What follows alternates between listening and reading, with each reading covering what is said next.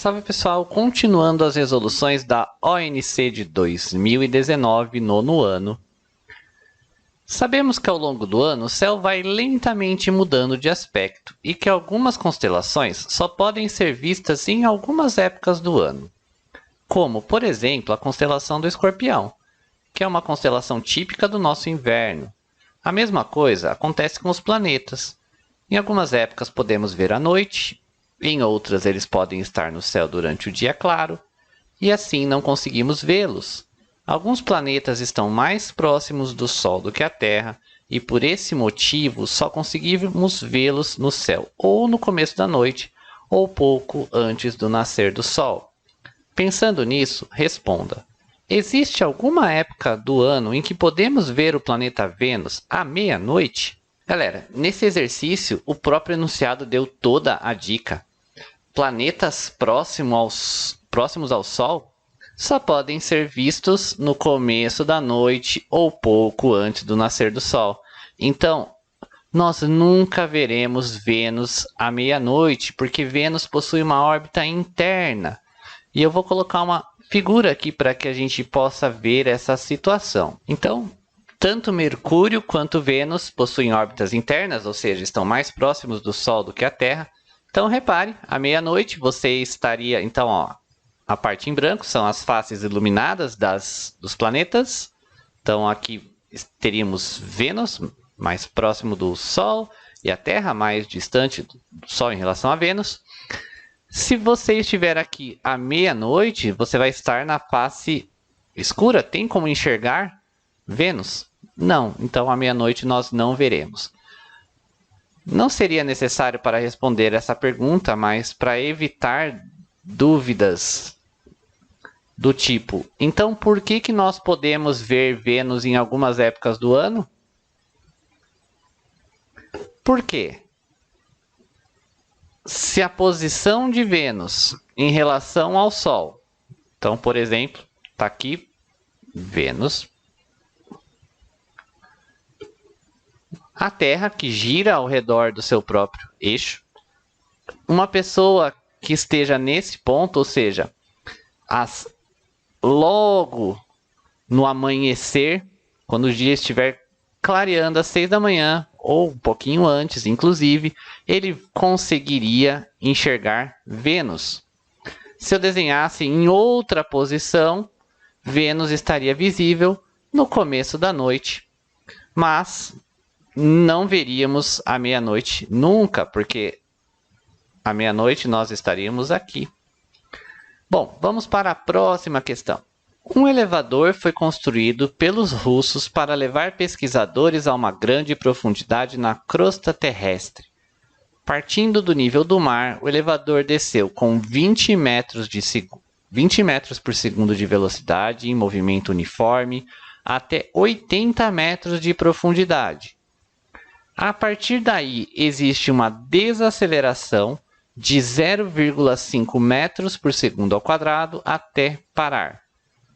No vão do elevador, a temperatura Tsão se altera em função da profundidade Hzinho medida em relação ao nível do mar, conforme a relação T igual a 300 mais 0,1 vezes H. H é a profundidade. H é medido em metros e T maiúsculo medido em Kelvin. Considerando que 0 graus Celsius equivale a 273, qual a temperatura da profundidade máxima atingida pelo elevador? Primeiramente, a gente vê que desceu com velocidade constante, movimento uniforme, durante 80 metros. Então, 80 metros. Nesse ponto aqui, o nosso elevador começou a frear. Mas ele tinha a velocidade de 20 metros por segundo, que foi dado pelo próprio enunciado, está ali. E desacelerou, ou seja, a aceleração é no sentido contrário. Essa aceleração eu posso considerar que é negativa, porque é uma frenagem, sinal contrário da velocidade. Preciso descobrir quantos metros esse objeto, esse elevador, percorreu até parar. utilizamos a equação de Torricelli porque nós não temos o tempo. V ao quadrado, V0 ao quadrado, mais 2 vezes A, vezes ΔS, que é o deslocamento. Um veículo que para tem a velocidade final de zero, né? Tá aqui, velocidade final é zero. A velocidade no início da frenagem, então só estou pegando esse trecho para calcular por Torricelli, afinal, no trecho de movimento uniforme, a gente já sabia que o deslocamento era de 80. 20 ao quadrado mais 2 vezes 0,5, só que tem sinal negativo, temos que colocar, vezes o deslocamento. 2 vezes 0,5 negativo vai dar menos 1. Menos 1 ΔS. Passa para o outro lado, vai ficar positivo o ΔS. Então, aqui dá menos 1. O 1 está escondido aqui, embutido com esse número. 20 ao quadrado, 400 metros. Então, 400 metros durante a frenagem, a profundidade alcançada será de 480 metros. Concluindo esse problema, nós utilizaremos a equação fornecida pelo enunciado. Então, vou fazer um risquinho aqui.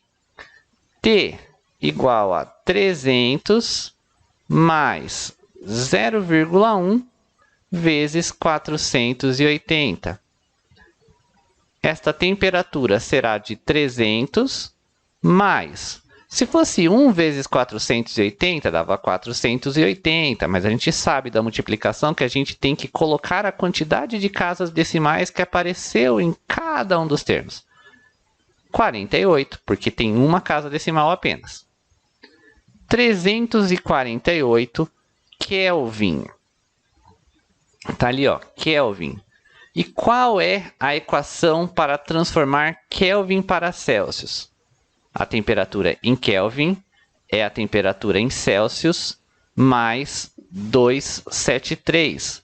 Ou seja, para descobrir a temperatura em Celsius, basta fazer a temperatura em Kelvin menos 273. Isso resulta em 348 menos 273, 5, 75 graus Celsius. A alternativa correta é a letra A. Provavelmente um dos exercícios mais complicadinhos da prova deste ano de 2019, porque envolvia saber uma equação para o movimento retilíneo uniformemente variado e conseguir transformar a temperatura em Kelvin para a temperatura em Celsius. Se você gostou desse vídeo, deixe seu like. Se você se interessa por física, por Olimpíadas de Ciências e outras Olimpíadas, inscreva-se em nosso canal. Seu prestígio é muito importante. Valeu!